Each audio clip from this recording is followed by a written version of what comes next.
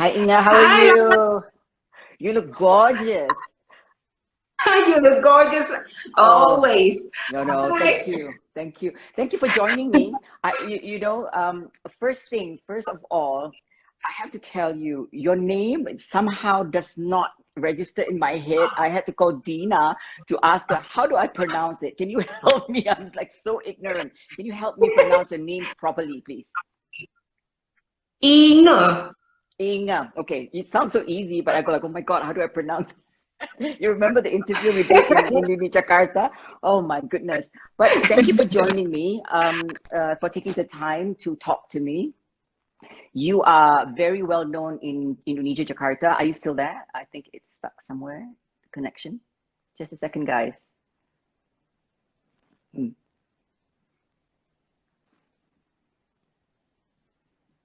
Are you still there? Okay, now I Now I'm can see you. back. Okay, great. Thank you for having Okay. me. No, it's a pleasure. You are very well known in Indonesia, and I think it's a great platform because it's about fitness and it's about wellness. I'm so privileged to have you on the show. So why don't we start off by introducing yourself, who you Okay, are? hi. My name is Inge Anugrah. I am a mother of two boys, and my background in psychology, also in special education for kids with special needs or early childhood education. And currently, I have this community called Project Mager, which is Project Mari Gerak. If you translate it into English, it will be Project Let's Move. So it's about, come on, let's move. Just it doesn't matter what the sport is, as long as you move your body, get fit, get healthy. Come on together with us. We don't really care about get into a skinny. We don't really care about diet. We just want you to feel good in your own skin. So just try whatever it is the workout. When you find something that you like, then you're gonna stick with it. That's fantastic. I think that's the same sentiment of what I define exercise is. As long as you move, that's an exercise, and at least we have the same mindset. That's fantastic. So when did you start this movement? The Project Mother, 2 years ago. Yeah, 2 years ago, January. So, so you, so you said that you work with special needs. How long ago was that? Oh, I did that like 11, no, 13 years ago. 13 years ago, yeah. So I did Wow. lots of workshop for teachers. So I explained them like many schools here in Jakarta. They at that time they want to change their level from just the regular school into national plus school. So they come to us and then we provide we make the curriculum so that it'll be national plus, and then we give workshop for the teachers, stuff like that. Wow. So what made you change? I mean, can I say that you switch from that to fitness, or is a continuation? Do you see it as a change or continuation? I think I'll probably go back to that field again someday. Well, why?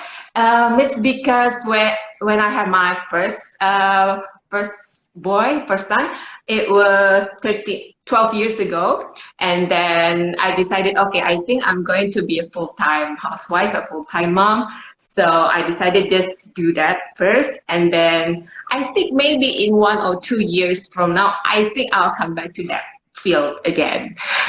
Wow. So in fitness wise, I would say about 2 years, 3 years. It's just 2 years, 3 years that because you start this movement. Is that where you started, or when you actually got into fitness? Well, I've been so active since I was like since I was in a high school. I'm pretty active. Like I like to do stuff. I like to do outdoor things. I do dance. I do martial arts. Everything. I like to be active basically. And then there's one point like about 2.5 years ago, almost 3 years ago, I got injured. I hurt my ankle, my knee, because all I did that time focusing on cardio. All I did was just cardio based because like most women, they're Mm. afraid to get big. So with the wrong mind with the wrong concept. I felt like if I do lots of cardio, then I'll be in shape all the time. So that's what I did, just do cardio. But then I think I pushed too hard, so it hurts my ankle, hurt my knee, and then the doctor said, okay, Mbak Inge, you have to rest. At least 6 months, you cannot do anything cardio related. And then for me, that's like punishment. I mean, I'm so active and I cannot do anything for 6 months. That's like crazy. And then during that time, I finally just decided to learn what was it like? What's my mistake that time? And then I realized that us women, we need to do strength training. We need to do weight training, any kind of resistance, because we need to preserve our mass, muscle mass.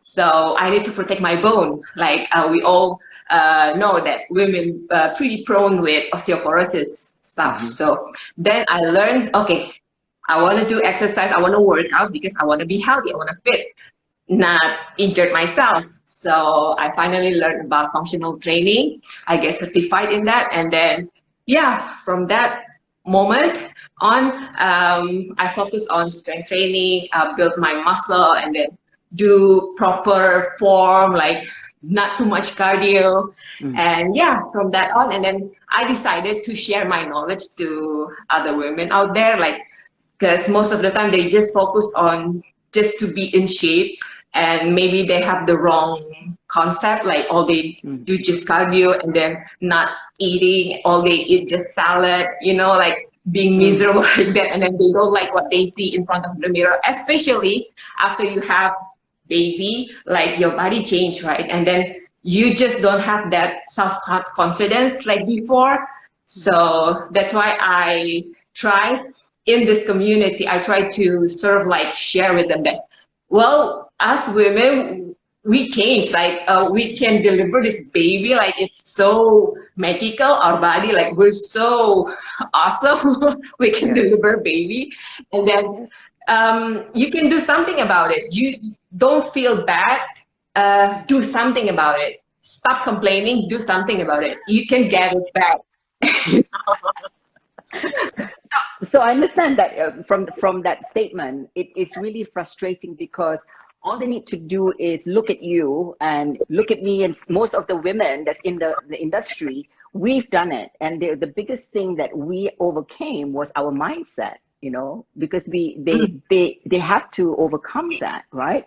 Because for you and me, so it's very frustrating. They say, what do you do? There's no magic to this. It's very simple. If you follow, you know, it's very basic and the knowledge is out there. So can you tell me, you seem very passionate about what you do because your background is from teaching and you want to impart a lot of knowledge that you have accumulated, right? So can you tell me what's your daily routine, like a normal daily routine? What would you do when you wake up? How do you get into your day? Okay, my routine will be, I wake up around 4:30 in the morning because I sleep around 9. Okay. 4:30, 4:45, and then I have quality time with myself. Like I do my meditations, like 15-20 minutes, depends how long I want it to be, and then I have breakfast, and then I do my workout for around like 30-45 minutes, and then prepare the kids for school, their breakfast, and then check their homework, and then make sure everything's ready, and then send them to school, and then afterwards cook, and then do grocery, prepare for lunch, and then I'll do some sort of like make a workout list for me to share to my community, and then pick up the kids, and then cook for dinner, and then if I have time, I'll do some easy walking, easy jogging around the complex. But these days we cannot go out, right? The lockdown thingy, so I'll just use the treadmill for just easy walk, like 30 minutes. Okay, well, that's not a lot. But I would never, I stopped asking women, how do you balance it all? You know, because I think I should be asking men that question. I would never ask a woman, you know, how do you balance it all? I Yeah, hope we're I start. multitasking. Yeah, we're on. Absolutely. So, can you tell me, uh, what's so like your movement, your community? You started it online. You started online, and how many people are Um, there? How many people are there now? okay, I think right now it's around 12K or 13K. We started online just based on Instagram. So basically, we just like post our workout when we go to the gym, or sometimes we also have this commitment to always have live workout every Saturday morning at 8. Why Saturday? Because most of our followers are young moms, so most of them also go to work during weekdays. So I think Saturday is the right time, because on Sunday it's a family day, so you don't want to do workout, right? So I think Saturday is good. So yeah, we do the live workout on Saturday at 8, and we just do like functional training stuff. We do HIIT. We do like sometimes we also have events, like the event sometimes during this corona we cannot do any event at all, but we do Mm. live streaming workout still.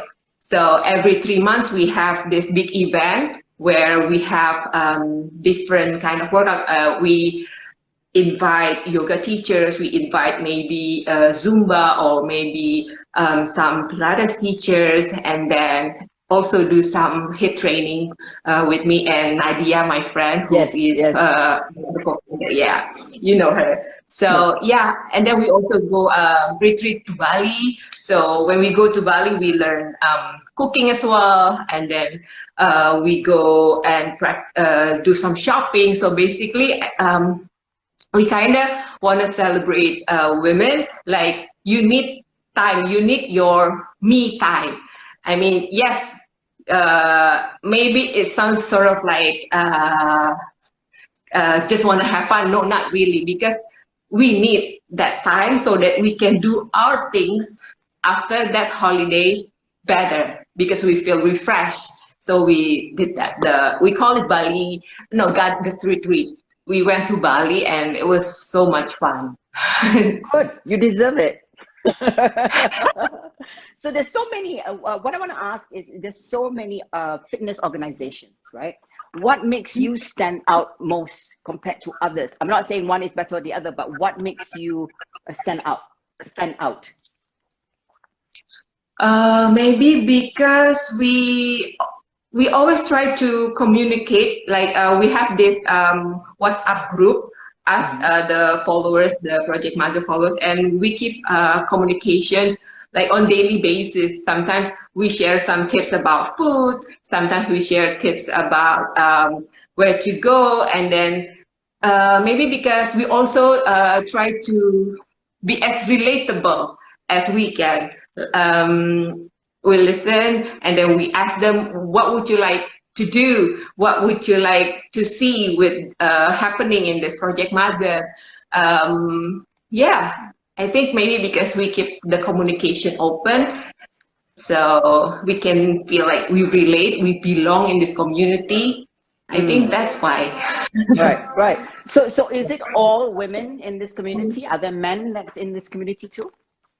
Well, mostly women. Mostly women. So what Yeah. challenges do you face um, in the fitness industry so far? So far, The having this group, this challenges. community. Um, I would say the distance, yeah, because Jakarta is pretty big, and then we would like to always meet with each other like as often as we can, but it's hard sometimes because of the traffic jam thingy, and then we all have our own things to do. But I think every 3 months it's good enough. They try their best to be there in that event. So we would like to have it more often in the future. Right. Let's see. Well, I'm sure you will achieve it. And what in being in fitness so far, being, you know, I hate to say being a woman, because any work that workforce that we are embarking, it's mostly dominated by men. How has that been for you? Being, you know, of course, physical fitness has always been dominated by men. Have you found any challenges embarking on this journey by The by your challenge, peers? well, mostly yeah, by men, but I think us women, we have different goal. I think yeah, most women they why they want to work out. I think it's because they want to be healthy even after a certain period of time, because they want to be fit, because they need to take care of their family. Like they need to be fit. And then I think uh, most women, they don't know that they need to have this what muscle. Like they're so afraid when they go to the gym. Like they stay away from weight. Like they think they're gonna get bulky, that thingy, right? Like Yes. that mindset. But I keep on telling them, no, you need to have muscle. You need to protect your bone. Like that kind of thing. Many women, they're not aware yet. Mm. All they think that if I lift weight, I'll become bulky. So Right, right. I wanna educate them that you won't be like that, because it's hard to gain muscle. It's so difficult. Yeah, they think that they just touch the iron and the next day they'll build muscle. If it was that easy, we'd all be like so happy, right? But also there are women that are taking enhancement supplements like, you know, steroids and all that. Those are where they get it wrong. Most women get it wrong. They think that, oh, I touch iron, you know, that's how I do weights. That's how I'm going to be muscular. It's not, because those are, whether it's wrong or right, it's not for us to judge. That is a profession that they do to be bodybuilders. That's a different ball game. For us, is it Mm, takes a lot. We don't not have enough testosterone in us to build muscle. This is right. what women need to Mm, understand. We need to look toned. You know, the more muscle you have, the more fat we burn. This is, and we look better, we right. feel better, right? So, but Right. Right. has your community, the men, supported you in the fitness industry? Do you get a lot of support from the men in your life? I mean, whether it's your husband, whether it's your peers, are they supportive of your fitness journey? Yeah, so what my husband totally support me, like because they know it makes me happy to share this. And then lots of other coaches also, like my previous personal trainer, also give me lots of knowledge. And then from time to time I still consult with him, and then sometimes if I don't know the answer, I consult with him, and then I'll share it with my friends, with the community. So yeah, I think they've been supporting so far. That's great. That's great. I think most of us women that embarking on this fitness, we still feel inadequate, and we are tiptoeing. I think we are on the same par. Our body structure is different, but our knowledge is, we are able to get a lot, the same capacity of knowledge, and maybe much more, because we absorb a lot more, and we also multitasker, like you said before, right? We can multitask. Yeah. So I want to talk about your childhood. So what was your childhood like? My childhood, well, my junior high, I was in, no, junior high, like when I was around 16, I studied in Vancouver. And then after I finished, I went to Melbourne. And then I come back here to work. And then just like 1 year, hi. Sorry. Don't you like life? My husband just, so after 1 year work, and then I have my baby, and then I decided to, okay, be a full-time mom, full-time housewife. That's the hardest job because you can't take a rest, and sometimes when you work you have a tea break, you have a coffee break. This one no break. You prepare everything. There's still no break, right? So I still I feel you. Yeah. But when you're growing up, how many are there in your family? How I many? got two brothers. I'm the only girl, middle. So brothers and little brothers both, yeah, brothers. And my mom, she's pretty active too. She used to be this in karate. Oh, So he's like the assistant for the sabum. So she's tough. She's wow. built. Yeah. Do you think you got that from her? This fitness regime, you got it from her, seeing her. Being active, yeah, I think so. Yeah. Wow. Great. So you talked about how your routine is like. You wake up at what, 4:45 or I don't know. 4:30.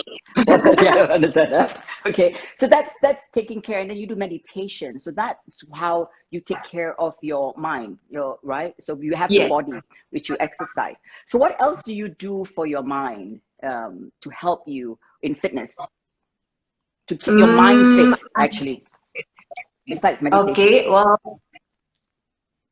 sometimes I take a yoga class. I think it's you need to make it balanced. You cannot just do hard. You cannot just do cardio all the time or lifting all the time. I think you have to make it balanced. So I take some yoga and Pilates classes. Yeah, Mm-hmm. to make it balanced. But I think that morning time, that quiet time in the morning, that's like the best. Like you need to proclaim, and then you need to put all the positive things inside, so that you have enough positive vibe for during the day. Right. But how do you deal how do you deal with challenges? How do you you face a challenge that day? How do you deal with that?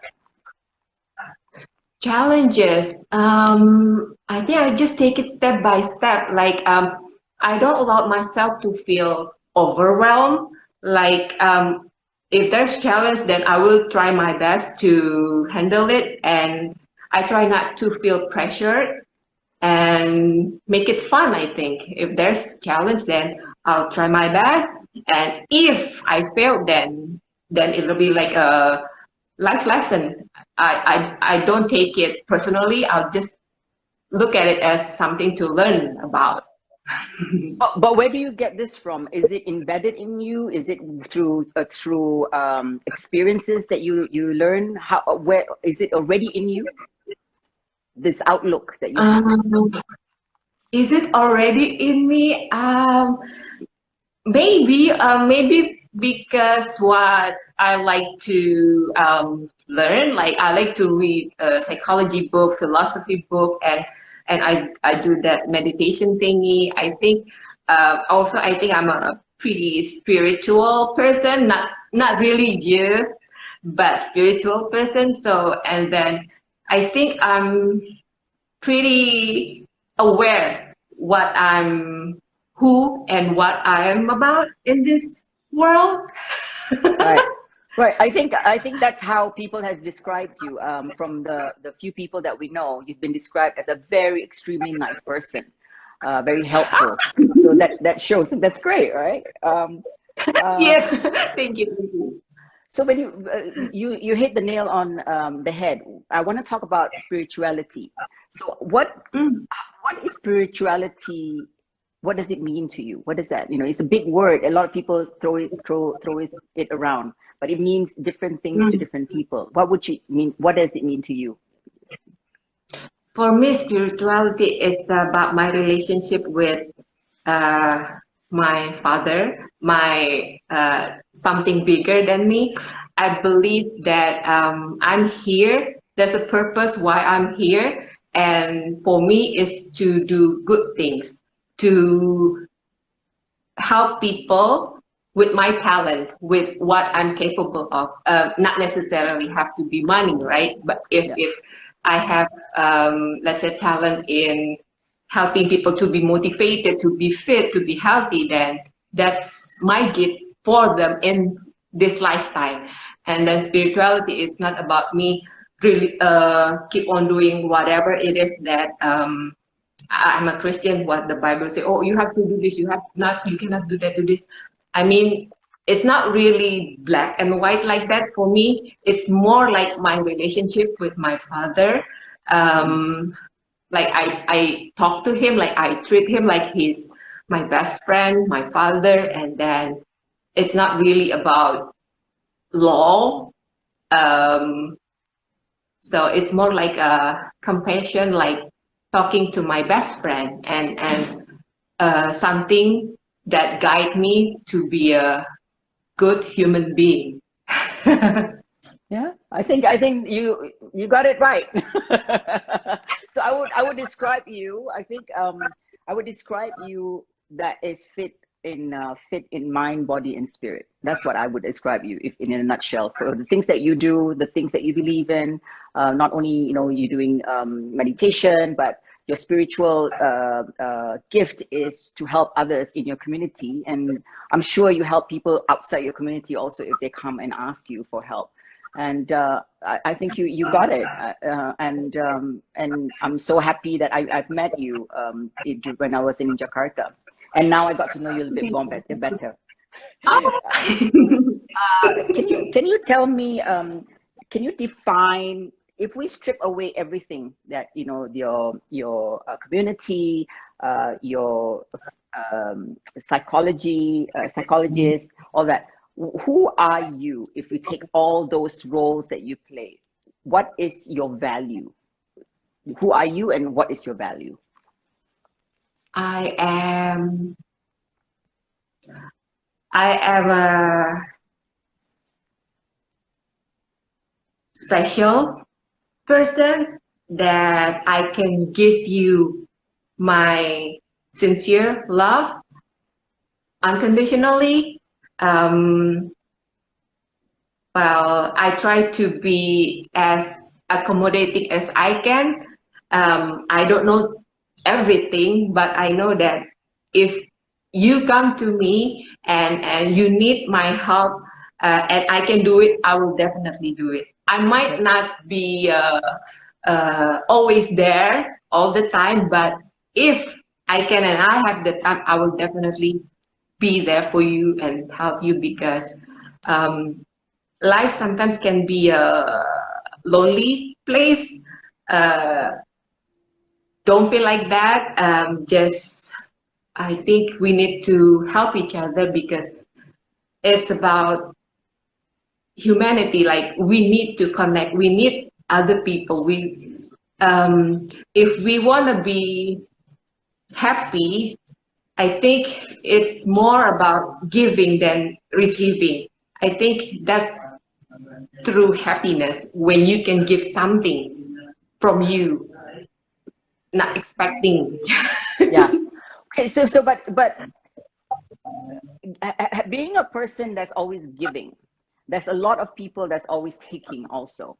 So, do you create boundaries? Do you have boundaries set up to not to save yourself, but to save your energy, because it's a lot of energy giving out, right? And I know you do meditation, you exercise, all that is to reboost your energy. But do you create boundaries, like, okay, this is a lot? Do you have that, or you just keep saying yes, yes, yes? No, not all the time. Yes, yes, yes. Cannot. I'll die. Exhausted. No. Sometimes, well, they said that it's not good to judge the book by its cover, right? But I think I'm trained, like, for the first 5 seconds, sometimes I just know right away, like, okay, this is troublesome, so better take a step back. So sometimes if my instinct already said that, then I follow it, because it's like my own intuition. I have to believe it. It's important to believe your own intuition, right? And yeah, sometimes, yeah, I create boundary, but sometimes I still need to double check, like, is it like really like that? So sometimes I still spend time with that person, so that maybe it's not like what I think. Sometimes I doubt my own judgment. sometimes. So yeah, but most of the time, if I do that, if I don't follow first judgment, I end up in a bad bad situation. Yeah. So do you But think yeah, that? I think. Sorry, go ahead. Sorry, go ahead. You think? I think it's important to have that boundary because you cannot just give, give, give, give. You need to fulfill your cup so that you can give. But there are, yeah, some people, all they do is just take, take, take, take from you, like take it for granted, and then you feel bad about yourself after that kind of thing happens. So you need to be aware and protect your own sanity, your own vibe.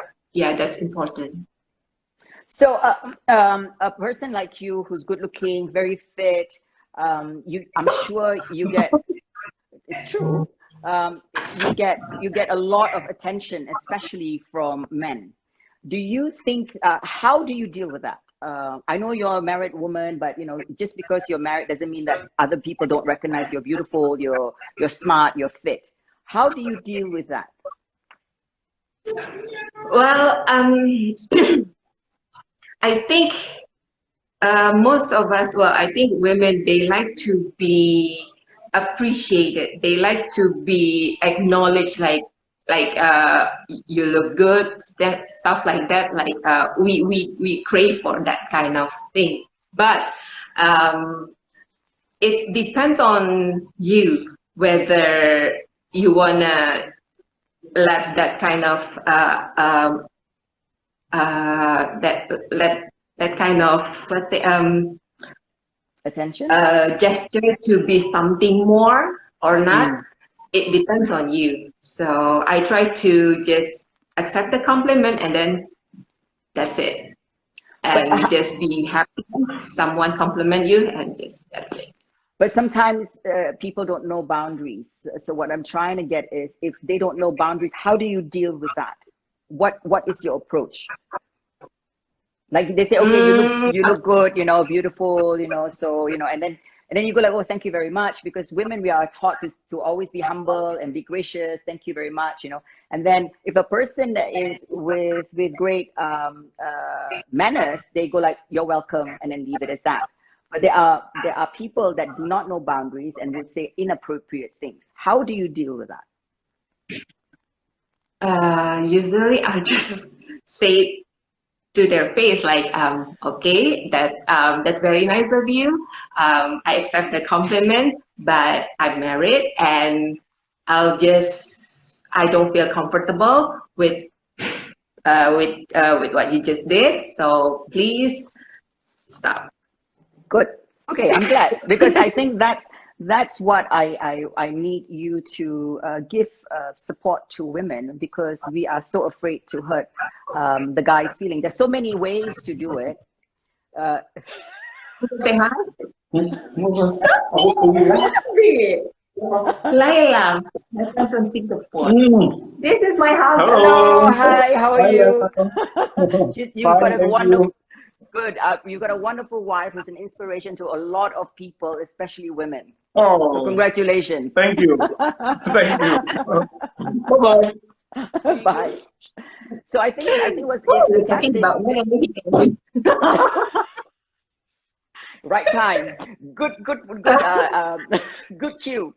No, because I think for women, you know, we are always taught to, you know, be gracious, but we do not know how to react. And it's okay. The way you do it, it's great. You know, thank you very much. You know, I'm married. Even if you're not married, but to say that I'm not comfortable with what you say, that sets the boundaries, right? I think Yeah. that's what we need to start if we're not comfortable.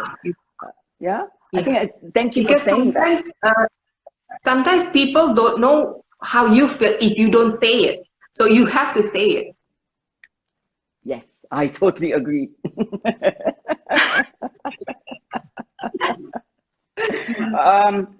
Okay, so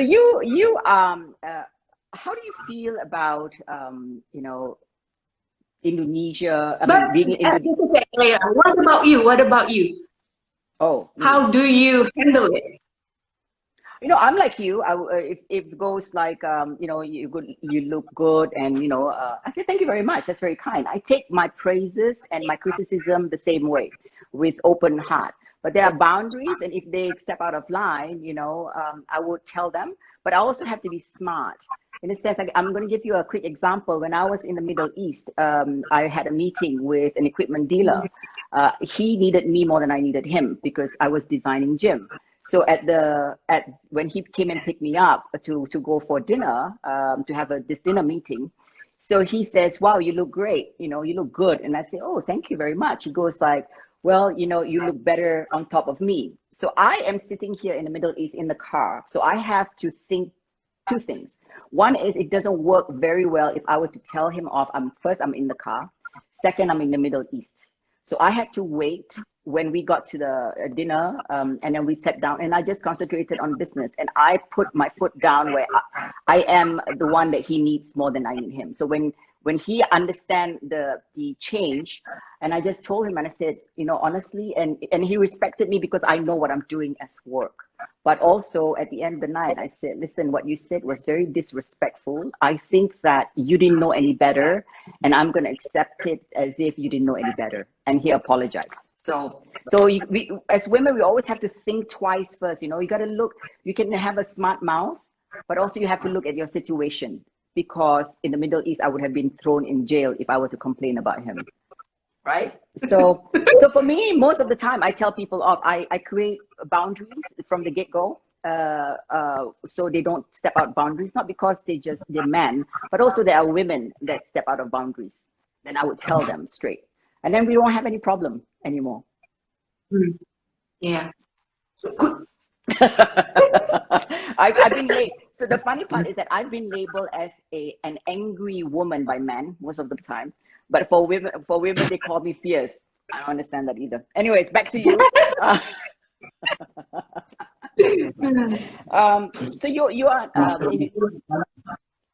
Sorry, Laila, just say. Masker Di bawah. di mana? Yang itu. Yang udah dicuci. Di bawah, di dekat meja makan. Tempat tisu. Sorry, he was asking for the mask.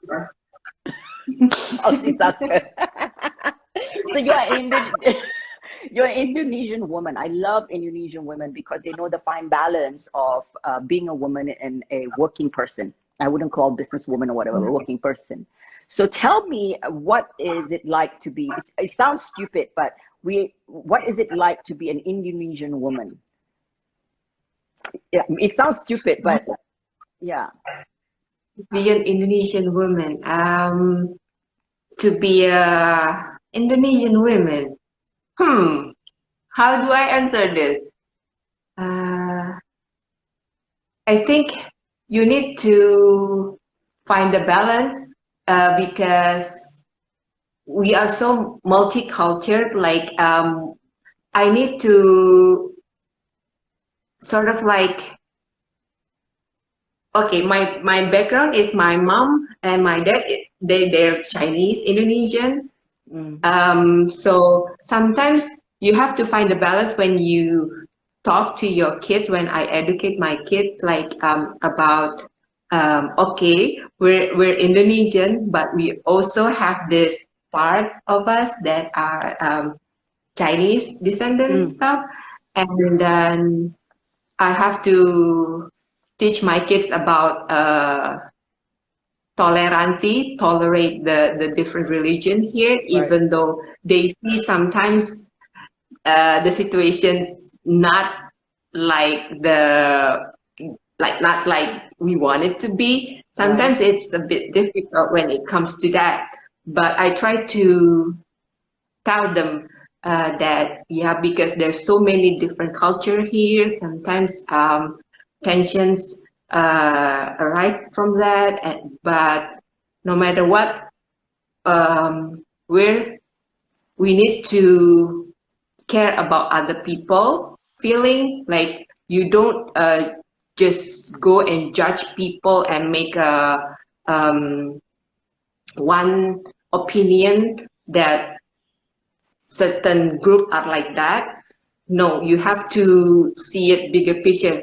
maybe certain people are like that, but not all of them.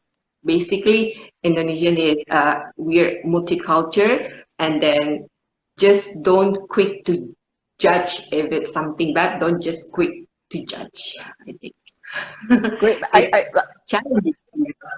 Of course. I think that also because Indonesian women, you know what I like about Indonesian women is like you guys laugh a lot. Like you don't take things too seriously. You laugh a lot, but there's an underlying power under that.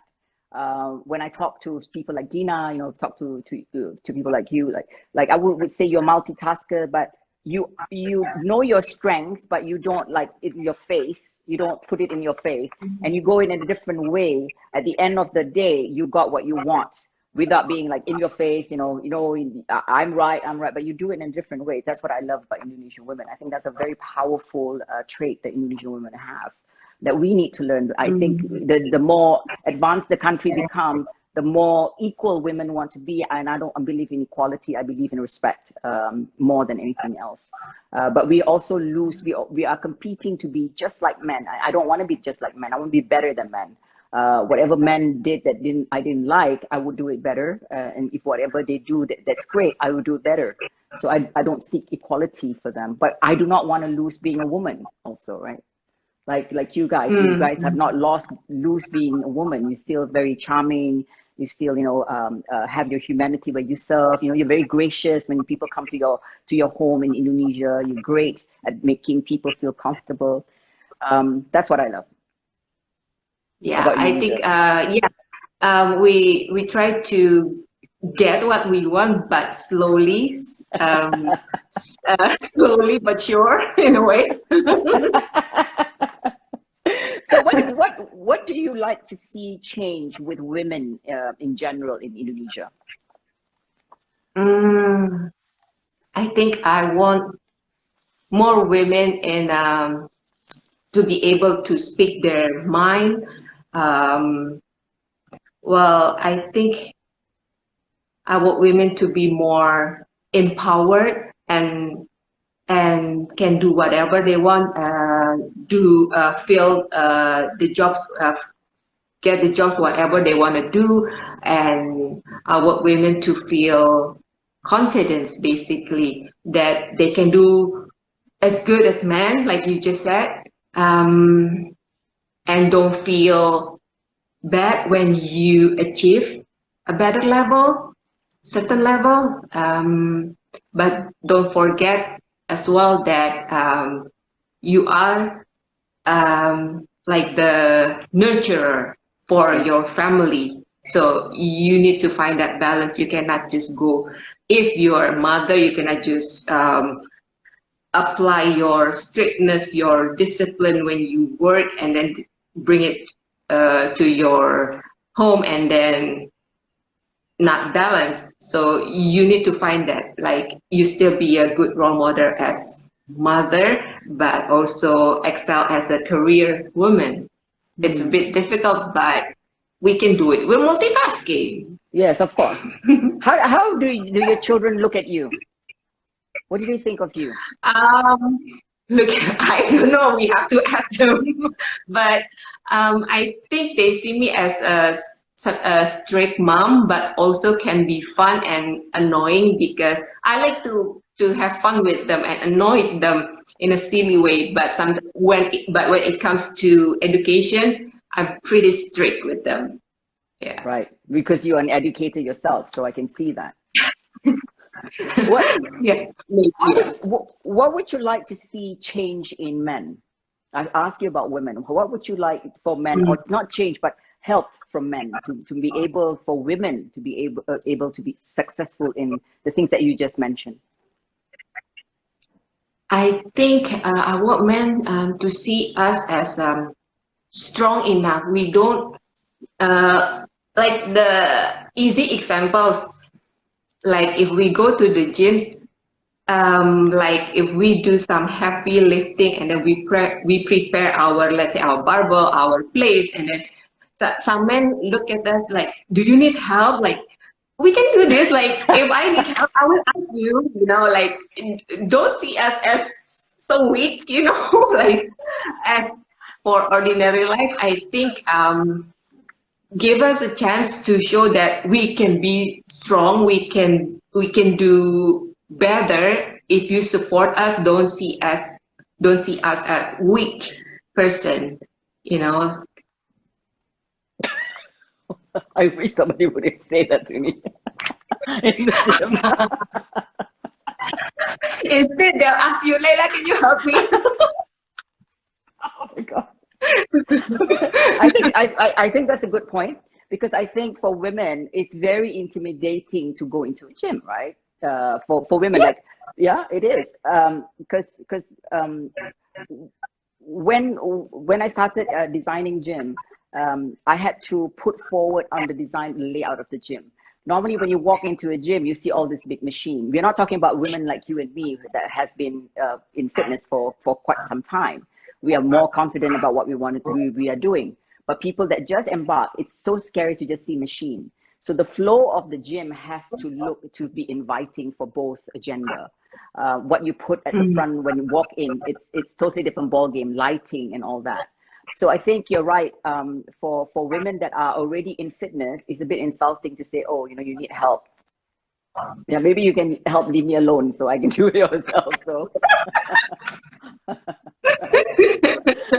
but for women that have not exercised, it's intimidating and it's probably sweet. Yeah. And maybe we also need to tell women, be confident. And the difference between men and women looking in the mirror at the gym, men love the tiny biceps that they have and they're no abs, they pull the t-shirt. Women, what we do is we criticize ourselves when we look in the mirror. So instead of criticizing our body, look at it in factual and work towards the goal that can help you. The mindset has to change, because women, we put ourselves down too much, right? Right? Yeah, exactly. It depends on us. It's exactly our mindset.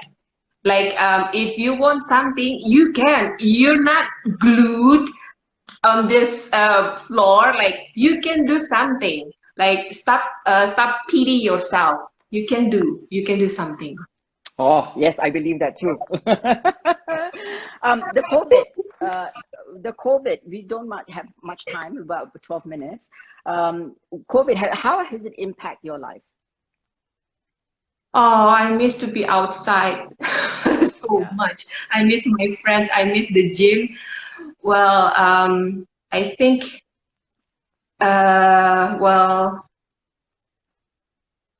it's a bad time, because it's a bad time for those who are jobless. I feel bad for them. Like, sometimes I felt so lucky that I can still have food every single day. I can still do grocery and buy stuff, but many of them cannot. Like, they don't even have food for today. And I mean, we can help. I can help, and I did my donation stuff. And then, not knowing for how long these conditions will be, it's just sad. Yeah, it's true. What advice can you give your fellow Indonesian to stay stable in mind, body, and spirit at this moment of time of pandemic? Okay, I think, don't feel trapped. Like, I know the first major thing would be you feel like you're trapped. Don't feel like you're trapped. Try to communicate. Try to use the technology this day. Contact your friends, your family more often. Have a video call, video chat. Maybe have a Netflix night. Watch movie together. So don't feel trapped. Don't feel lost in your loneliness. Do something about it. And the most important thing, I think, you have to stay active. Move your body, because we need that extra endorphin. Like, when you work out, you feel good afterwards. And just see it like you preparing yourself to go to the gym, to go back to your normal life. And try to just stay positive, think positive things, and something to look forward after this lockdown. And reach out for your friends. Don't wait for them to contact you, to call you. You contact them. It's always nice to know that someone out there care for you. You know. I think that's a very good point, because we're always waiting for somebody to reach out to us and not the other way around. I think that's a very, very good point. So any advice, like for example, during the lockdown, we are talking about this COVID-19, the very basic hygiene, which is washing your hands with soap. It's second nature, but now we are still teaching people to do the same thing. What can you tell? Like, it was interesting because I spoke to Dina and she opened my eyes. She goes, hello. She said that, you know, can you hear me? Can you hear me?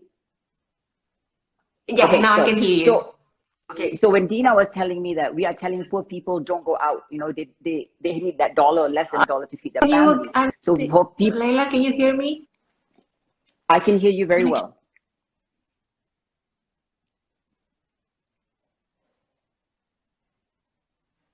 Laila? Okay, I can hear you. Yes, I can hear you. Okay. Okay, can you close the show by telling Indonesians what are the steps they need to take to keep this COVID away from them, to keep them safe? Sorry, what are the steps? The steps to battle this COVID-19. Can you hear? Keep on missing it. What are the steps for what? Sorry, I cannot hear you. To help them prevent this COVID-19 from spreading. Okay, please stay at home. I know you guys are bored, but just please stay at home. Only go outside when it's necessary, like go for your grocery, just for the necessary stuff. Just stay at home, please. I know you're bored. I'm bored. I really, really want to go out, but please don't, because let us wait. I know just a little bit more. We can do it for a better future soon, hopefully. Okay, stay at home, wash hands, and then always wear the mask. Fantastic. Those are great advice, and you are a great voice for Indonesians to listen to. On that note, thank you very much for joining me on my show. And I keep the great work. You are a great inspiration to all people, not just women, like I said, to all everyone that's listening in. So you are the great embodied of mind, body, spirit to me. I hope to see you soon. Thank you, Laila. Take good care. Take good care too. Stay safe. Bye-bye. Take care. Bye-bye. Bye. Bye.